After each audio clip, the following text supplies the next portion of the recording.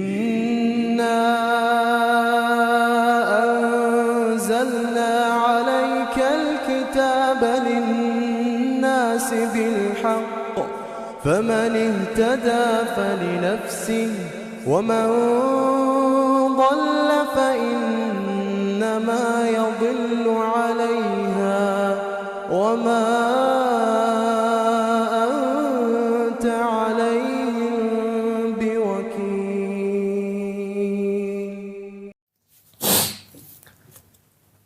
ناخذ النقطة الأخيرة باش ما نطولوش بزاف. معرفة الله عز وجل بأسمائه وصفاته هي طريق، كما يقول علماء التربية والسلوك، يقولون هي طريق لإصلاح القلب ولتزكية النفس. لأن احنا هادشي كله علاش كنضربوا عليه؟ الصلاة والزكاة، لا عندنا فلوس الزكاة والحج لا تيسر والعمرة وهادشي كله، هاد الخير هذا كامل علاش كنضربوا عليه؟ لأن مدار الأمر نريد أن نزكي أنفسنا. قد أفلح من زكاها وقد خاب من دساها، قد أفلح من تزكى وذكر اسم ربه فصلى. هادشي اللي حنا تنقلبوا عليه، ما تنقلبوا على حتى شي حاجه اخرى. نريد تزكيه انفسنا لنفوز فقط. فجاء في بعض الاثار عن النبي عليه الصلاه والسلام انه ساله رجل قال له: يا رسول الله، ما تزكيه النفس؟ كنسمعوا قد افلح من زكاها، نريد ان نزكي انفسنا، ما تزكيه النفس؟ كي نديروا لها؟ فقال صلى الله عليه وسلم: قال ان تعلم ان الله معك حيث انت. ان تعلم ان الله معك حيث انت، فين ما كنتي. القصه راه معروفه عندكم، تذكر من باب الاستئناس باش نرطبوا شويه الجو. ان شي شيخ كيقري الوليدات القران ويعلمهم العلوم الشرعيه وكذا، فراى الطلاب انه كانه يميز طالبا، عنده واحد البلاصه خاصه، عنده واحد المكانه زايده على الطلبه الاخرين. فالطلبه الاخرين بحال جاهم شي شويه الغيره وكذا، وشو قاعده وقفوا على الفقيه. زعما علاش انت كتميز هذاك؟ قال لهم: واخا دابا تعرفوا علاش.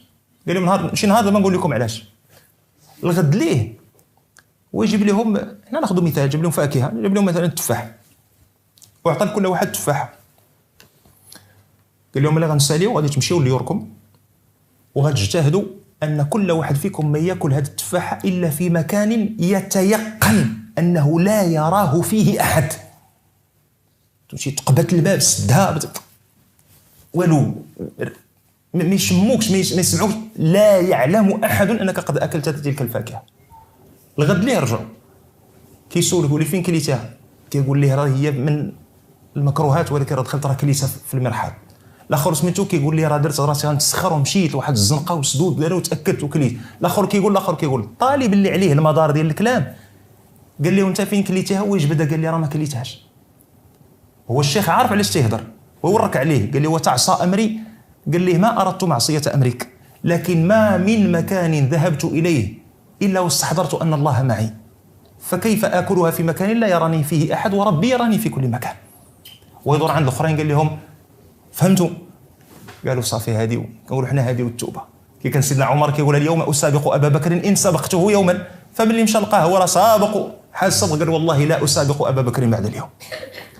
فيعلم العبد أن الله عز وجل معه حيث هو، أن الله رقيب، أن الله حسيب، أن الله شهيد، أن الله عليم، أن الله سميع، أن الله بصير. يستحضروا هذه المعاني، يقولها مع راسو. الشيء اللي تم غادي ويبان لك مثلا شي منظر يستدعي شهوتك في الحرام، قولها قول في هذه اللحظة الله تيشوف فيا، قولها سمعها لودنك، قول الله تيشوف فيا وشوف واش تقدر تزيد لها من بعد. إنا أنزلنا عليك الكتاب للناس بالحق فمن اهتدى فلنفسه ومن ضل